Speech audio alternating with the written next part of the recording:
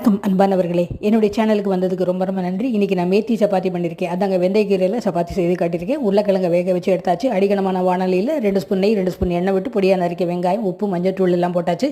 பொன்னிறமாக வந்த உடனே மல்லித்தூள், மிளகாத்தூள் போட்டுட்டு அதுக்கப்புறமா கழுவி சுத்தம் செய்து பொடியாக நறுக்கிய வெந்தயக்கீரை, பொடியாக நறுக்கிய மல்லித்தழை ரெண்டையும் போட்டாச்சு. வேக வச்ச உருளைக்கிழங்கு நல்லா மசிச்சு உள்ளே போடணும். பொடியாக நறுக்கிய தக்காளி அதையும் உள்ளே போட்டுட்டு தேவையான அளவு உப்பையும் போட்டுட்டு தண்ணி தெளித்து கெட்டி கிரேவி பதத்துக்கு வந்த பிறகு அதை எடுத்து அப்படியே கோதுமை மாவு, அதாவது உப்பு இதெல்லாம் போட்டு ரெடியாக வச்சுருக்கிற கோதுமை மாவில் போட்டுக்கலாம். வேணும்னா எண்ணெய் கொஞ்சம் விட்டுக்கலாம். அதுக்கப்புறம் தண்ணி ரொம்ப விட வேண்டிய அவசியம் இல்லை. அப்படியே பார்த்திங்கன்னா அப்படி ஓரளவு சப்பாத்தி மாவு மாதிரி பிசைஞ்சு செய்ய வரும். ஸோ பார்த்திங்கன்னா கலர்ஃபுல்லாக இருக்கா. அடுத்து உருண்டை பிடிக்க வேண்டியதான், சப்பாத்தி செய்ய வேண்டியதான். இதுக்கு பாம்பே சட்னி பண்ணியிருக்கேன்.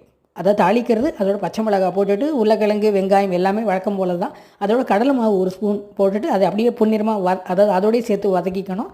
இப்போ அதுக்கப்புறம் தண்ணி விட்டுட்டு பச்சை கொத்தமல்லி தழை போடலாம். சூப்பர், ரெடி ஆகிடுச்சா சப்பாத்தி அண்ட் கிரேவி. சப்பாத்தி